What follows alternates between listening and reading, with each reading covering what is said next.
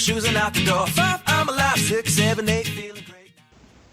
Hello, everyone, and welcome to this episode of Beyond Your Wildest Genes podcast. I'm Dr. Wanda Lee McPhee and happy to be your host today. We are thrilled to have Dr. Robert Silverman as our guest. Dr. Rob graduated from the University of Bridgeport College of Chiropractic and has a Master's of Science in Human Nutrition. His extensive list of educational accomplishments include designations as a Certified Nutrition Specialist, Certified Clinical Nutritionist, Certified Strength and Conditioning Specialist, Certified Kinesiotaping Practitioner, and Corrective Exercise Specialist, as well as a Certified Sports Nutritionist. He is a diplomat in the American Clinical Board of Nutrition and the Chiropractic Board of Clinical Nutrition. He has a full-time practice in White Plains, New York, where he specializes in the treatment of joint pain with innovative science-based non-surgical approaches and functional nutrition.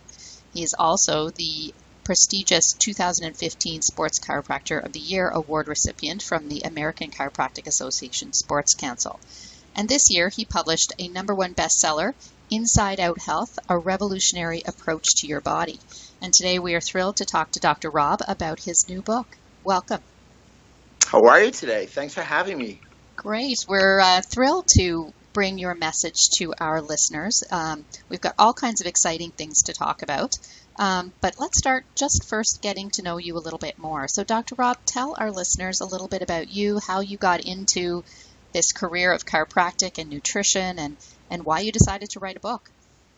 You know, it's real funny. I grew up, you can't see me, but I have what we call congenital torticollis. You being a chiropractor know what that is. And it's not something that's popular. And growing up, there was no options in the medical model. So unfortunately, we had gone to we being my parents and I, they took me to the medical doctor. They said there wasn't anything that could be done. Then ultimately they wanted to actually cut the SCM and part of the scalenes, yuck, right? And pull on them. And it was this whole thing. And my mom didn't want me to do it. And the simple reason was she didn't want me to walk around with a scar. So at 18 years old, we tried chiropractic care. And much to my chagrin, almost comically now, it was probably the worst experience I had at that point with a doctor in my life. That actually was also a family member. So I was sort of off chiropractic, not your typical chiropractic story. I was a Division II walk-on basketball player and injured my back. And at the time, the athletic trainer just wasn't cutting it. And my roommate, who actually was the star of the team, said, try chiropractic. So I gave it a whirl again. And I can tell you that every time I think about that meeting with that chiropractor, the Mark Twain quote comes to mind: the two most important days of your life are the day you're born and the day you knew why. Man, I got off that table and I knew I wanted to be a chiropractor. I immediately started to take the prerequisites, even though I was an accounting major at the time. I mean, he just spurred me on. And the reason he did was it was such a beautiful approach to helping the body heal. And heal from the inside out. He talked about nutrition. He gave me adjustment. He told me how I could exercise and rehab. And remember, that's literally 30 years ago, virtually to the day. So, I went on to chiropractic school. And as most of us know, chiropractic school or any kind of healthcare discipline is a large commitment. And I can tell you at that point, going to chiropractic school, I just what was the best student that I could possibly be, and I wanted to help people grow. I know you'd asked about why a book. Well, I became a chiropractor, clearly, as I just stated, because I wanted to help people, and you do that in private practice, and that was great. And after about 10 years, I decided I wanted to, and I was asked to public speak and talk about what went on in my practice. So now your message gets to the doctors, and that's fabulous. For every doctor that you touch, they can help 30,000 people in their lifetime. And that's a large amount. And as that went on, I hit the 15-year mark in practice, and somebody said, you need to document this in a book. And then you just get to more people and get your message out. And the message I wanted to get is how we can heal the body from the inside out. I think the model that we have now, especially here in America, I know you guys are up in Canada, is that too much or too many practitioners are looking at the body from the outside in. And we have to look from it, that's the name of the book, inside out, because we need to have a system approach to healing the body, not a system approach, because as long as we do symptoms, it's like putting a Band-Aid on a bullet wound. And we've sort of moved from inside the body to, literally, we just coined it in art, root cause resolution. Mm-hmm. Absolutely. We talk a lot about root cause when we're talking with experts, because really it is clear that our society is getting sicker just dealing with the symptom masking. And I don't think it matters what country around the world. We've got listeners in 97 countries, and that is such a common theme. You know, putting a patch on there, putting a Band-Aid on there, covering up the engine light and waiting for it to blow up isn't working. So getting to the root cause is really a key thing, which is, of course, why we wanted to have you on today. Fabulous. Absolutely. And I can tell you that if patients, start to look at it that way and require that from the doctors, because I'm speaking to the patients now, believe it or not, you're going to have a change in healthcare. And of course, the docs, I mean, we're there, that you wouldn't have this podcast. Look at the amount of people you have. It's fabulous. So they're interested in that. And that's where healthcare should go and hopefully continues to go. When you look at where I'm from, healthcare costs are just rising and people are just getting sicker. Chronic disease. The definition of chronic disease is a condition you have for 3 months or longer that won't be cured by a vaccine or medicine. How's that for a definition? Wow, that leaves us pretty broad, doesn't it? Unequivocally. Absolutely. Well, it's great that you finally found your way to chiropractic, because of course root cause has been a concept of chiropractic right from the beginning. It's too bad your parents didn't find it when you were a baby, because that torticollis when you're a baby is a whole different deal than when you're 18. But you know, hindsight's 20/20, and hopefully now you've had an opportunity to educate so many people that won't happen to somebody else.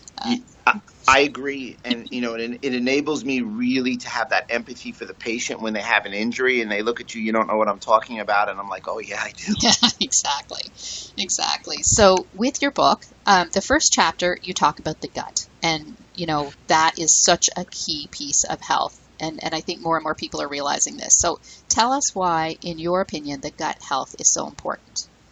It's a great place to start. The gut, 70% of your immune cells are in your gut. I mean, that's worth saying twice. 70% of your immune cells are in your gut. The medical model spent the 20th century killing all the bacteria and killing all the organisms in your gut. In the 21st century, we're spending time just repopulating it. Other than the immune cells being in your gut, it's also the house for nutrient absorption.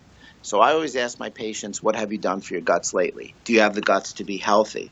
Have you taken an antibiotic? Of course, everybody has. 70% of Americans have taken one antibiotic, and I think it's 53% have taken 5 or more.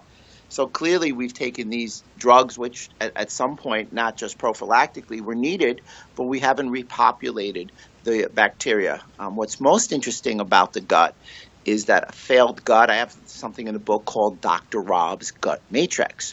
So if we have failing gut health, if we have something called dysbiosis is an unleveling of the good and the bad bugs, or if you will, the good and the bad bacteria, that can lead to tremendous deleterious effect throughout the body. So if you have failing gut health as an overview, you're going to have an overload of toxins to your liver. If you have failing gut health, you're going to have a higher incidence of obesity, insulin resistance, prediabetes, musculoskeletal health. So the gut will release what we call MMPSs, matrix metalloproteinases. I'm not trying to get too technical. Those are the body's own proteolytic enzymes that come out at the time of injury, and they actually wear away healthy collagen and fibrocartilage. The gut will release extra cytokines, which are the stimulus at the receptor side of the cells for NF-kappa B, NF-kappa B being the signal transducer for inflammation. And finally, one of the bigger takeaways, and we can talk about this throughout the podcast, is if your gut is compromised, your brain is compromised. Remember, it's the vagus nerve. This is just a brief overview. Elevator up, vagus nerve, brain, elevator down. The gut is so important that they call it the second brain, and it's so important it was given its own nervous system called the enteric nervous system.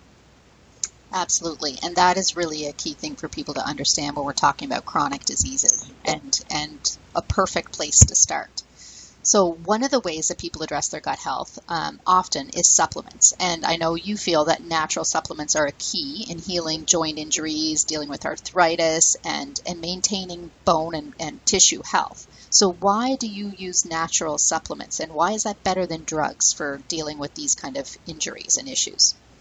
Well, once again, I had a patient yesterday, and she's had a gut compromise. She's got IBS, irritable bowel syndrome, and she had 4 or 5 years of drugs and was not able to get any kind of resolution, even symptom resolution with the drugs, because once again, unfortunately, the drugs, we use the term downstream and upstream, but they're downstream. Essentially, the drugs are pointed at shutting pathways off and just curing the symptom. They're not pointed in enabling the body system to function better. So the natural supplements, I find a great venue and option for people who want to rebuild their gut. So there's this basic program. It's a great little acronym. You got to be catchy in practice. I call it the 6 R's. So those R's are you want to remove. What do you want to remove? You want to remove pathogens. There's a two-way idea on how to do that. Remove pathogen. One is change your diet and lifestyle. That is the first thing that I recommend, and I'm sure you do also for every patient. Change your lifestyle. Lifestyle being diet, exercise, your environment, stress levels, and the like. So we remove, for instance, things that may cause irritations, a pathogen like gluten, dairy, sugar, which is a toxin. And then you change your diet. You're going to obviously give them this kind of diet and up their ante, if you will, with fiber, both soluble and insoluble fiber. But when you want to remove it, there's also some specific nutrients that I find to be very effective to remove the bad bugs. One that comes to mind is berberine HCl, a great choice. Some others are aromatic oils. So that sort of takes care of the first R. The second R is to replace. Replace what? Digestive enzymes like HCl and some protease, lipase, and amylase. Help the patient start digesting, because if you've got a problem with your stomach, you clearly have a digestion problem. I'm a big proponent on the third R, which is reinoculate. Reinoculate with good bacteria, or if you will, probiotics. The takeaway there is genus, species, and strain. Lactobacillus, genus and species. Strain, something like NCFM. The probiotics that we would recommend, as you do, are strain specific. And you also very much want to ensure that they have an expiration date, they come from a third-party certified company, and the like. But you want to get the good bacteria in. The fourth, which is usually the longest and a little bit of the most arduous, is regenerate. You got to regenerate the gut lining. And a lot of people just go gluten-free, and that's great. But if you don't regenerate the gut lining, that poses an issue. So there's a vast amount of nutrients that you may want to use in what we call a medical food to enable your gut lining to heal. Finally, you want to retest the patient. You want to see if they've got clinical outcome. There's a whole differentiation. I mean, I was just speaking with one of the leading immunologists yesterday, and the bottom line is if you have what we call leaky gut, which I just introduced, leaky gut at the tight junctions takes that epithelial cell 6 months to heal. Patients don't want to hear that. And if you have autoimmune at the gut, it's 12 months. So you're going to be regenerating for a while. Nevertheless, you're looking in the fifth R to retest and see that they've got some clinical outcome. And then, of course, the sixth R is retain. You want to retain gut health and continue to improve the health as we go. But with this new literature, it really changes our timetable greatly.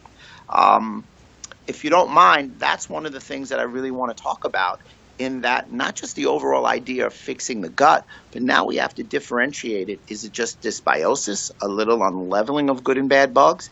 Is there damage at the tight junction, which holds the gut together? Or is the gut having an autoimmune response at the gut level, which is going to take longer to regenerate? Absolutely. We've worked through this whole series with our daughter, who's 16, and she was having, odd symptoms, looked a little bit anemic, but it wasn't that. All kinds of blood work that showed up.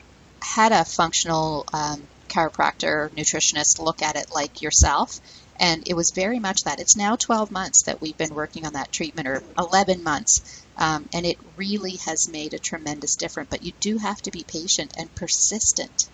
So many people will do this for 2 or 3 months and think, oh, I'm not getting anywhere, and they give up and they go back to eating the crappy foods, or they stop taking the supplements they need, and the regeneration never happens. So they're on that yo-yo over and over and over again. So I hope those people listening to this really listen to that piece of it, that regeneration, that 6 to 12 months minimum is so essential. That's in a 16-year-old. Can you imagine in a 66-year-old? Unbelievable. And, I can tell you one thing. If you start doing just some gut health in your office, or if you have a gut issue, it's a life-changing moment. So what I usually say is gut on fire, brain on fire. What do I mean by that? Very easy. Ask all my patients, do you get gas and bloating after you eat? And most people will say yes. That's a sign that your gut is compromised, because your gut has no pain fibers. So the only way it can let you know a symptom is a sign that something's wrong with the system. They give you gas and bloating. If you know how a lot of people, I get to lecture all the time, 45 minutes after lunch, they go into what they call a tryptophan moment. That means their brain membranes is compromised because they have a brain fog, and they've got dulled neural support going to the brain, and serotonin, which houses in the gut 93% of it, gets converted through gut inflammation to tryptophan, and there's no pain receptors in the brain. So gut on fire means brain on fire. It's as simple as saying, do you get some bloating after you eat? Within an hour, do you get tired? You've got the whole compromise of the gut and the brain membranes. And the trickle-down effect is massive. As that gut lining is inflamed, you can't absorb other key nutrients, so you become deficient in all kinds of things. So yeah, it is quite the cascade. I'm really thrilled to have your book explain that so well for people. So toxins, that's one of the chapters in your book, I think chapter 3. So you say it's a toxic world. I totally agree. Can you elaborate on that for our listeners? Absolutely. The CDC has done studies and found that children, once they're born, have exposure to about 272 toxins. Here's a great example for you and I. Healthcare products or beauty care products, whatever you want to call them, the average American uses 9. So let's go through myself this morning to get ready for this podcast. Real simple. Shampoo, conditioner, gel, hairspray. That's 4. Soap. That's 5. Toothpaste. 6. Moisturizer. Eye moisturizer. I'm at 8 already. Deodorant. 9. So the average American uses 9 beauty care products that exposes them to 123 chemicals, which all can be absorbed in your body within 26 seconds. We live in a toxic world. 26 seconds. You want to talk about toxins? Just think about toothpaste. Again, toothpaste is a great choice. A lot of toxins in there, and its number one ingredient, gluten. Lipstick. Didn't put on any today. Nevertheless, lipstick. Lots of people say they're gluten-free. Gluten's in lipstick. So the CDC has done a lot of different studies.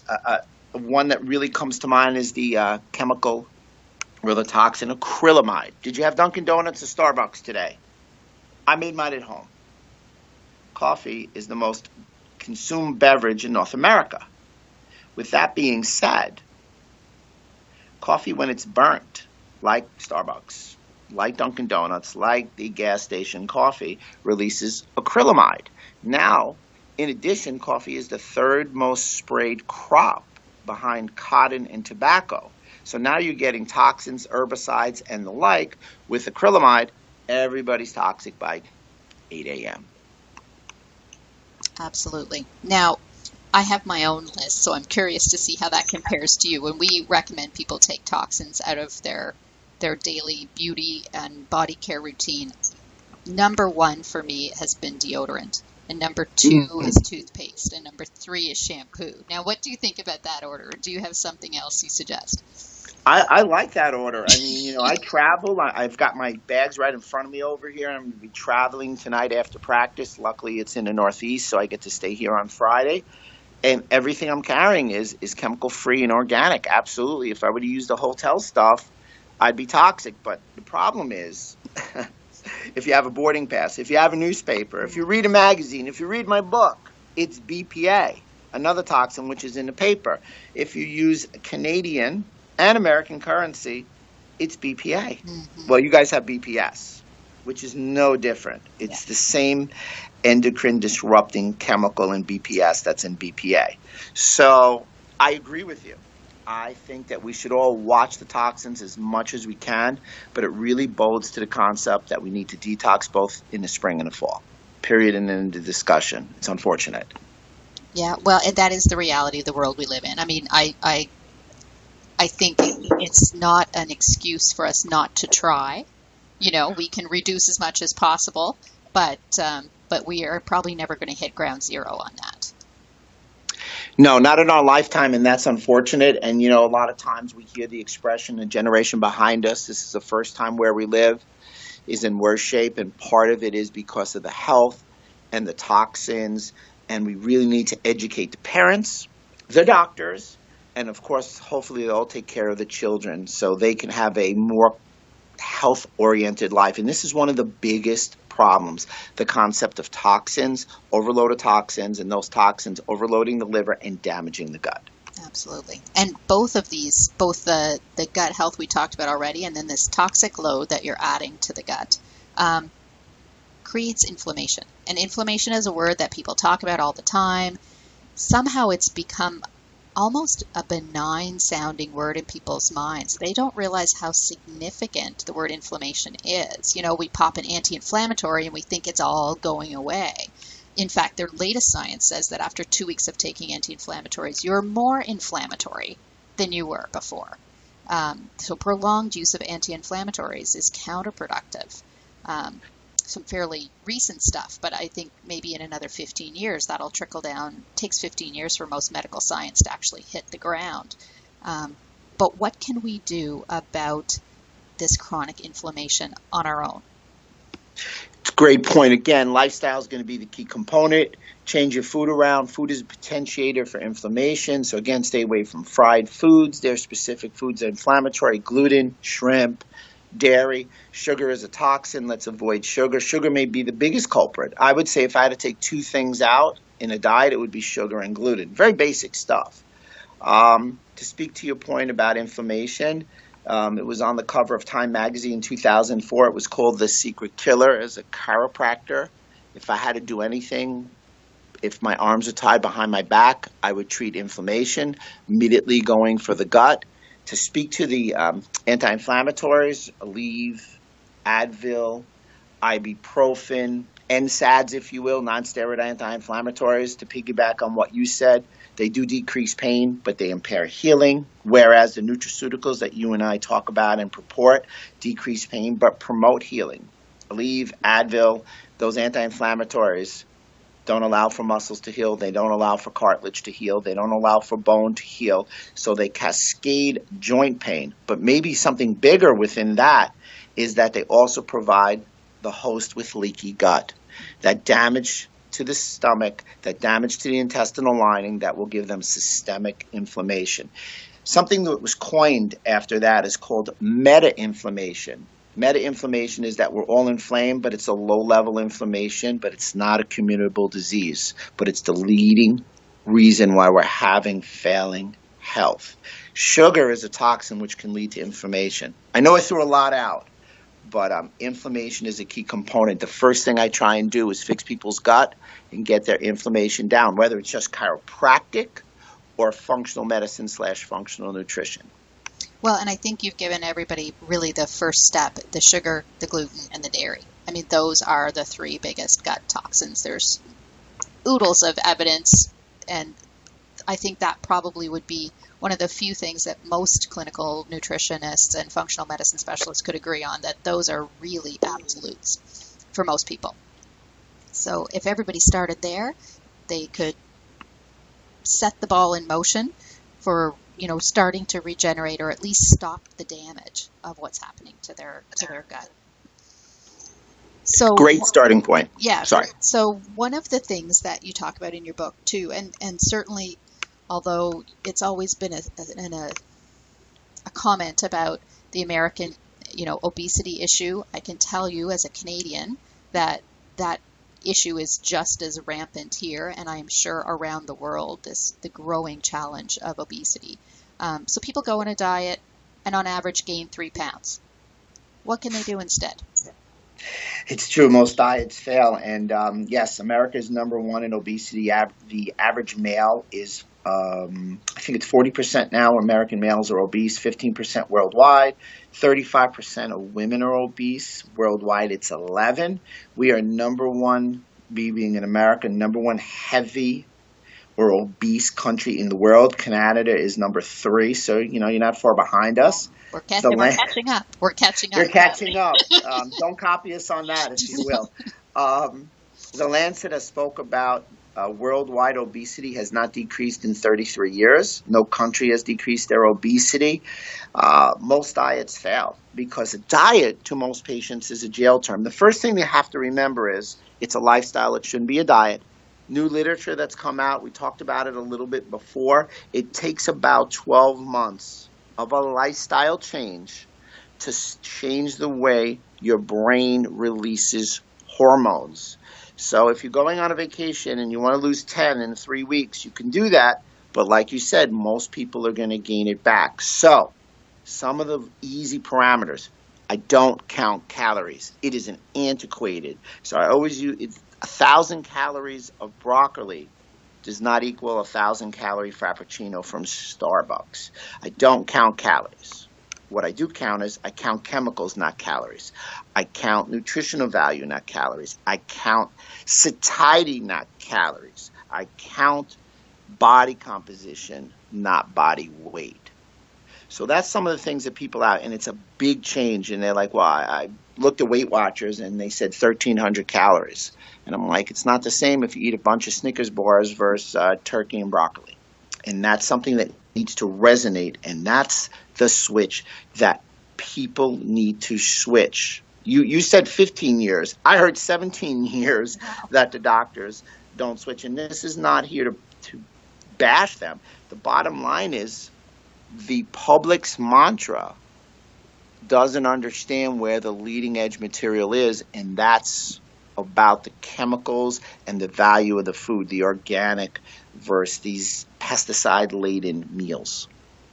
Well, one of my partners in this podcast, Dr. Michael Akinfor, and I'm not telling tales out of school here, but he'd be happy to chip in that at this point he's lost over 100 pounds, changing his lifestyle to a more paleo-based, no gluten, no sugar, pretty much no dairy, bulletproof coffee, intermittent fasting, more exercise, and it is a absolutely future-changing way of living.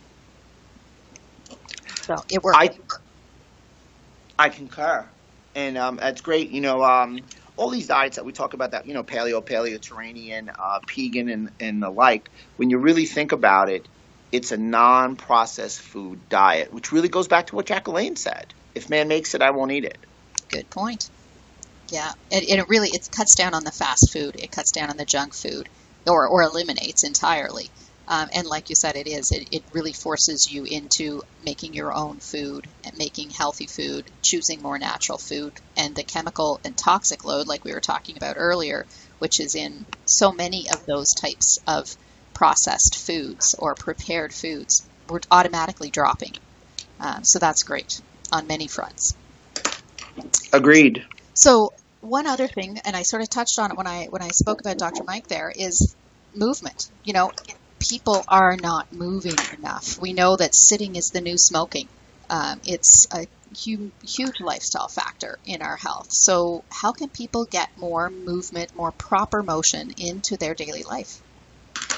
Well, you're right. I mean, sitting is the new smoking. I mean, we sit almost 30% of our life, which is about 26,000 days from the Reebok study. We look at technology, 41%, and we exercise 0.69%. So people have to understand movement is life. The difference between a live body and a dead body is that at some point, even if it's at sleep, that live body will move. So movement is beautiful, though it is extraordinarily complicated. So I try and get all my patients to exercise. I'm not asking for an 800-pound deadlift. I'll take a 10,000 steps a day. I'll take a 4-minute Tabata. We've got to get people to move. We're a very sedentary society, and that leads towards why part of the reason that we're very obese and overweight. I mean, we take exercise for granted. We take the concept of quality movement for granted. If you have a break in a movement pattern, you release more acid from that than you would on any food. And that's some of the things that I try and elucidate to a lot of our functional medicine doctors, in that even if you're just doing nutrition, you've got to look at the patient's posture and movement patterns, because I'm a big believer that manual rehab, and part of manual rehab is a functional movement assessment plus nutritional biochemistry, will ultimately lead to optimum health. Well, and one of the things you touched on there, I think maybe some of our listeners could grab on to. One of the excuses, and I'm going to call it an excuse, that I hear, and probably some people are saying to themselves in their brain right now, is, I just don't have time. I just don't have time. I don't have an hour to go to the gym. I can't do that. I can't add another hour into my day. But like you mentioned right there, we could add a 4-minute movement sequence, or get up and do a couple of stretches every hour. It doesn't have to start as a great big chunk of time, maybe. No, I mean, even just doing a stretch, like you said, every 20 minutes at the computer station will really help with failing posture, the round shoulderness, the head coming forward, anterior head carriage, and the like. And if you think about it, I'm asking for 15 minutes. That's 15 minutes out of your day. There's nobody that doesn't have 15 minutes. I mean, I've literally exercised in the corner in airports. I've literally walked up and down the plane just to keep movement. They think I'm nuts, but I'm not. Where I think they're nuts, because I just see a lot of people laying there doing nothing and wasting the time, and I walk back and forth. Hotel rooms. So you don't need to carry a gym with you. As long as you have a floor and a wall, you can do something. Absolutely. That's a wonderful thing. 15 minutes. If people could just add that to their target count for their day, revolutionary. So one of the other things you talked about in terms of treatments is a low-level laser therapy. You use that in your practice. You've used that with your athletes. Some people have probably heard of that. We're not a big modality-based clinic. We're mostly hands-on and nutritional lifestyle counseling as well, but we do have a low-level laser as well. So tell our listeners a little bit about laser therapy. Absolutely, Emma. I love my laser therapy. And the reason I love it is I get such great results with my patients. I love it from the practitioner perspective because, as you know, manual therapy can be hard on the practitioners. I treat a lot of athletes. Some of these guys and gals are big, especially these 320-pound linemen. I'm 186 pounds. So sometimes my joints and muscles get strained a little bit if they move in the wrong way. Laser is a point-and-shoot type of object. It's based on Einstein's law of physics. And it essentially, if you're using one of those low-level lasers like we talked about, I'm an Aconia guy myself, you are enabling the body to heal from the inside out. So what's happening is light is being sent and absorbed in the skin through the cell membrane. Now circle that cell membrane because we will come back to that. The cell membrane takes it in and puts it into the cell. The cell stimulates mitochondrial ATP, oxygenation, and neurotransmission. Essentially, low-level lasers should stimulate cellular healing. And when it does that, muscles get stronger, wounds heal quicker, and you get a great nerve impulse or an increased nerve impulse. So for me, I couldn't practice in my office without laser therapy. In addition, I know hopefully we'll get to it, I'm using laser therapy a lot with concussion, and I think we're going to get to that. The reason I circled the cell membrane is a lot of people call me up and said, hey, Dr. Rob, I followed your protocol, patient X didn't respond. Well, if it's LeBron James, who's the greatest basketball player in the world right now, myself, who's a middle-aged chiropractor who tries to stay in shape, and my dad, who's 86, who's ready for his second hip replacement, who in God's name do you think cell membrane will absorb that light better? LeBron, myself, or my dad? Probably in the order that I just mentioned. So we always, especially you doing your functional medicine and nutrition concepts, you always want to keep the cell membrane in the body healthy. Cell membrane health, omega-3 fatty acids, alpha-lipoic acid, and the like. So for me, once again, laser is a great modality. It's extraordinarily versatile, and I think it's the most versatile healthcare modality of the 21st century. And I think what we like about it, and probably brings back to our original discussion around root cause, is we're actually getting to the cell. We're not just making it feel better. We're not just numbing a tissue or numbing a nerve or creating a little bit of a temporary treatment or symptom relief. We're actually getting to the root cause, creating new cells from damaged cells. And that's really one of the few, or if only, modalities out there that can really do that. I concur, and I think that was a great way of describing that, so much so I just wrote it down. Okay. You're in trouble. There we go. So this is the part I'm really interested in talking about here. We do a lot of pre-season concussion screening with young athletes, hockey players here, football, soccer, baseball, you name it. And then, of course, as a consequence, there's always injuries, and you do end up with managing a number of, especially in our case, young people who have suffered for concussion, and anything we can do to make that happen better, faster, stronger is something I'm always up for. So I want to hear your breakthrough approaches that you've got in managing concussion injuries. Well, one, the diagnosis of concussion, the FDA finally, at the end of August, I think it was August 24th, which was reported in Forbes magazine, that the IMPACT and the IMPACT pediatric test are the only tests now that they recognize. In addition, what I found with concussion is if you hit your head, as simply as that, within 6 hours you have brain tissue damage. If your gut is injured through the vagus nerve, you're going to have in 6 hours zonulin released, and you're going to have tight junction injury in the gut. In addition, other studies have shown in 3 hours you're going to have a release of lipopolysaccharides, LPS. So if you hit your head, you're going to give somebody leaky gut. And that's some of the biggest misses that people have. So let me send that out there. Let that settle. Now, what are you pointed at in a concussion? You're pointed at trying to increase the protein enzyme, brain-derived neurotrophic factor, because that's neurogenesis. Now, what's fascinating about the concept of neurogenesis is very simply, up to the last couple of years, if you asked any neurologist, any leading edge medical doctor, neurosurgeon, they would say the brain can't heal. But now we know through neurogenesis and the increase of the protein enzyme, brain-derived neurotrophic factor, that is possible. So now that we talked about the head getting hit, causing a leaky gut, and this whole cascade, because the body's all interconnected as well, we know, let's talk about the treatment. I use a lot of the laser.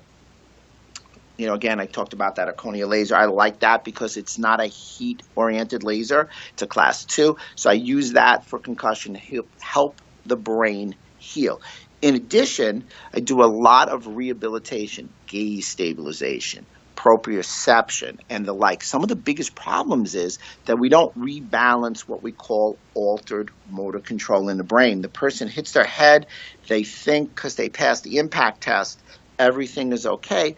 But yet with that altered motor control, their proprioception and their movement is off. This is evidenced in different studies that have shown college athletes post-concussion have a considerably higher incidence of lower extremity injury. So that rehab, that musculoskeletal rehab, is a key component, and nutrition for concussion. So some of the things that I recommend for nutrition for concussion to help with brain-derived neurotrophic factor is simply protein. High levels of protein help the brain heal. Creatine is a great choice to get energy to the brain. magnesium, but it's magnesium L-threonate. It's not magnesium citrate, which is great if you're taking a high amount, gives people a cure for constipation. Magnesium bisglycinate is great in that it helps people have higher levels of magnesium, but magnesium L-threonate has been studied and shown to be the only one that passes the blood-brain barrier and get to the cerebral spinal fluid where the bulk of the injury is. In addition, glutathione is a great choice. Now, if you take straight glutathione, your stomach acid kills it, so we recommend 5 to 6 different nutrients that go through a pathway that make glutathione. It's been shown that the increase in glutathione can decrease brain injury by 70%. Zinc, choline, and your associated B vitamins, and maybe the bigger takeaway, fish oils, DHA, great for cell membrane health. Remember, DHA, key component cell membrane health, the brain is the fattest organ in the body. So therefore, that DHA, EPA is a great choice. BDNF is the way to go. I have several articles on that. If anybody wants that, feel free to email me at info@Dr. Robert Silverman, or even, if you will, you can go to my Facebook, Dr. Robert Silverman, like it if you do. Just say, hey, I want those articles. My social media team will get you those articles ASAP. Fabulous. And those are practical things that people can look at, talk to their doctor about, talk to their chiropractor about, talk to their functional medicine specialist about, and get a little bit quicker recovery time and definitely better recovery, which is really the key with concussion, because we know the repeated injuries are cumulative. So the better we can recover from the first one, the less impact we're going to have from the next one. So that is such good advice. Great takeaway there. Great takeaway, what you just said. Let's look at where you're going to go next. So this is functional nutrition, functional chiropractic, functional medicine. Everybody's kind of gravitating, I think, at a certain level to really looking at this inside-out approach to health that you talk about in your book. Where is this going to go? I think we're at the tipping point. I think we're literally at people's epiphany. I see such a tremendous growth. I think the key component for us is to continue to do exactly what you're doing. Kudos to you. Thank you for doing such a good job. Thank you for having so many followers.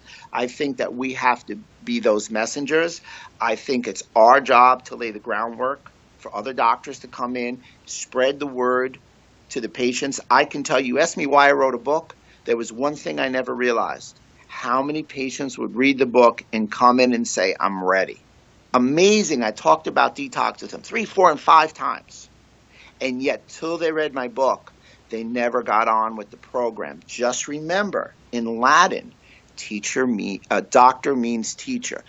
Don't ever stop. Keep spreading the word. It is what we were put here for, and it's one of the greatest gifts in the world, to give somebody health.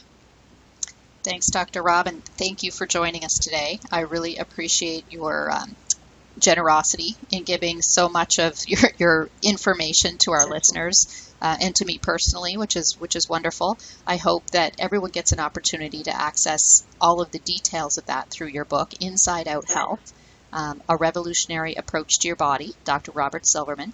Do you have a website or anything that we can direct people to, Dr. Rob? Absolutely. Feel free to go to my website, www.drrobertsilverman.com. I did it such so I could remember it, and go to my social media. As you know, social media is big. We wouldn't be on here if there wasn't, and that's drrobertsilverman.com. Like it. We do our Facebook Live. We're getting a lot of followers, and every week, Tuesday, we're going to be doing a Facebook Live, and guess what? We're going to be talking about probiotics. Fantastic. Well, thanks everyone for joining us today. As you know, at Beyond Your Wildest Genes podcast, we are committed to bringing you amazing experts, resources, and tools to help you live your best. So check out our website as well, www.beyondyourwildestgenes.com, for more. Please register for our weekly health and wellness newsletter. And if you know someone who needs to hear what we talked about today with Dr. Rob, please send them the link. iTunes, Podomatic, and many of your favorite online podcasting apps carry our podcast for free. So if you know someone who could use this information, please share. And until next time, know that you hold the keys to your health, so be well. Thank you.